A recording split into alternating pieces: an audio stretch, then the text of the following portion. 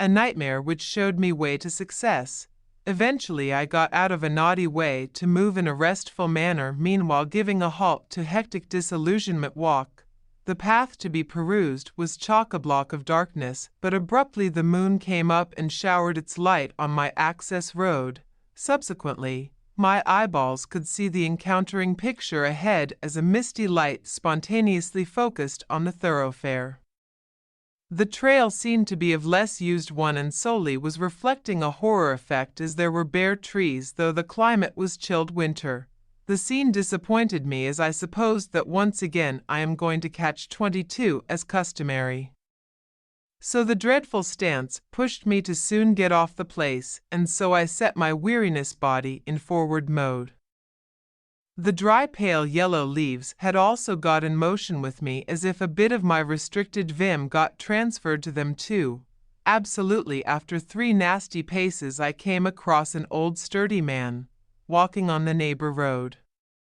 I summoned him on to assist me out with an address to city, but the man overlooked and went on without responding.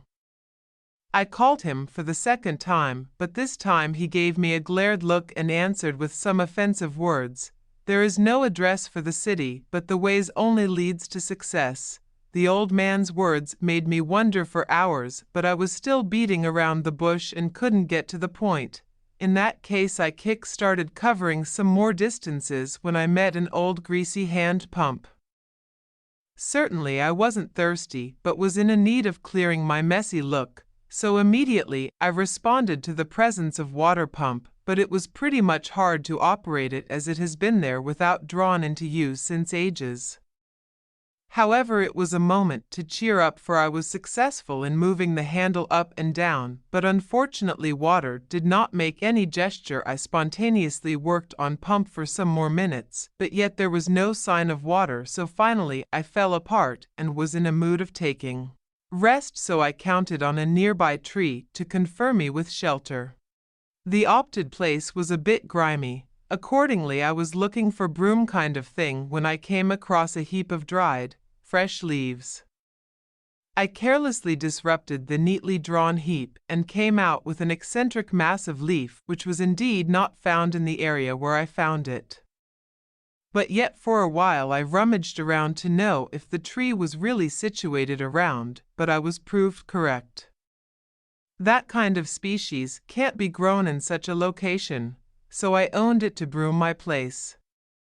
After the act of clearing, when I was above to throw it, at that time an idea was born in my hectic mind for via the leaf into a self-entertaining work. Gradually I came up with an initiative of scripting an ode on the rarely found leaf. The thoughts started to flow. In fact, I was completely in the world of thoughts where I was put out of my mind about the actual world. Hours passed away. I felt like I got back to my mom and dad, but hastily a tremendous thunder drew me out of the thoughtful world. And unluckily I had to hurry up because the condition of weather reflected that it was going to rain. I was to look for a cottage or protective place, so I drew together all my belongings and set on for the destiny. Luckily, after covering up some miles, I got an aged cottage. It seemed to be dwelled by someone, as a dim beam of light was seen. Immediately I made my presence at the wooden door and knocked stridently. The door was opened by a fair young lady. I asked her if I could have a night's stay at her cottage for tonight. She instantaneously replied with a positive answer. The lady bid me to go for refreshment and then arrive on dining slab for a hot winter tea. Submitting to her polite words, I removed my bag and placed it on a table. After the healthy tea, I asked the pretty lady for the way to guest room for having a night, but I forgot my bag in the drawing room. I was just above to close the eyelids when a stormy wind hit the windows. And consequently the wind broke into the house, and my bag kept downstairs fell on ground, and leaf of epic flew to the lady standing near it. First the lady thought that it would be personal, but she knew that nobody records a personal thing on a leaf. And so she gazed at it. It said, I'm lone, in the misty chill darkness, why is it blown to me the loneliness? Oh, my soul, far away from your goal, go get into the hole, to perceive a boon. The next morning I thanked and requested the lady to just drop me to a nearby city in her very own car. We set out for the city and luckily got to one where she took me to a building named as Author's Destin. It seemed strange, but as I stepped out of the car a rush of media surrounded me with camera and was continually raising questions about the epic written by me on the leaf. I was knocked for six that where did they get my ode from, but soon the confusion left me and I found out that the helpful lady was a publisher and she read it last night and was impressed by it. Subsequently everyone was showering flowers on me when I felt something disgusting. In place of flowers there was bucket full of water in the hands of my mom which she was pouring on me in the early morning to wake me up for usual dragging to the school. When I got up then I realized that it was just a nightmare. The donkey and the load of salt. Long ago there lived a merchant. He used to deal in salt.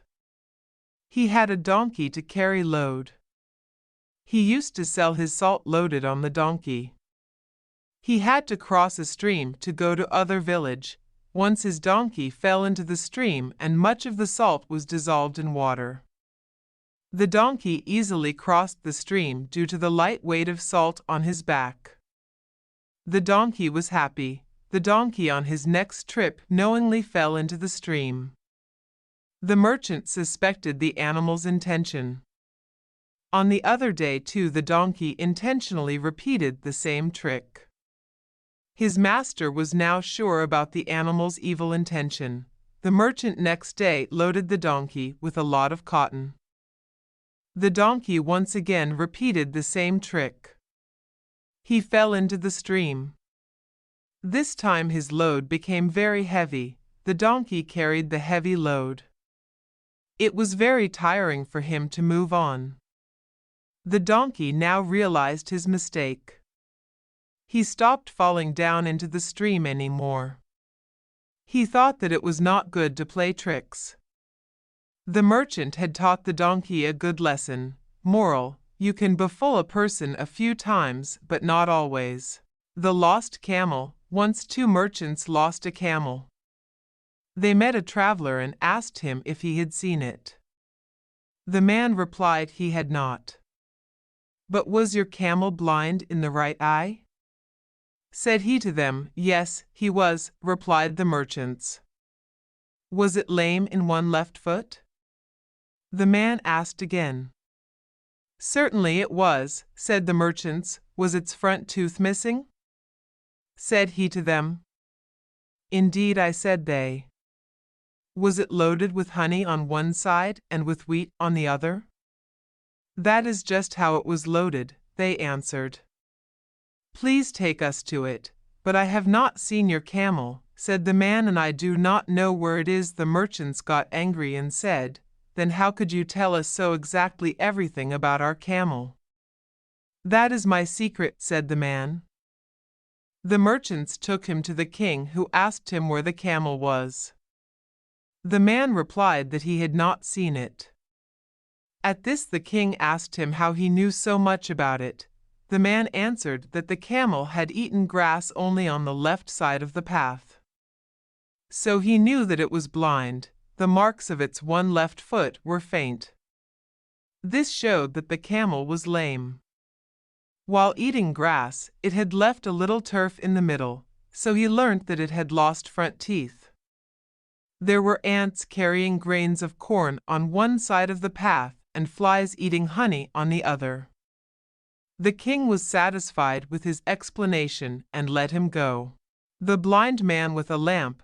Once there lived a blind man in a small town. He always carried a lighted lamp in his hand whenever he went out at night. On one dark night he was going with his lighted lamp in his hand. A group of men were passing that way. They saw the blind man and made fun of him. They said, "Oh, blind man, why do you carry the lighted lamp? You are blind and cannot see anything? The blind man politely said, This lamp is not for me, but for you people who have eyes. You may not see a blind man coming and push him. They felt ashamed and begged pardon. Moral: think twice before you speak.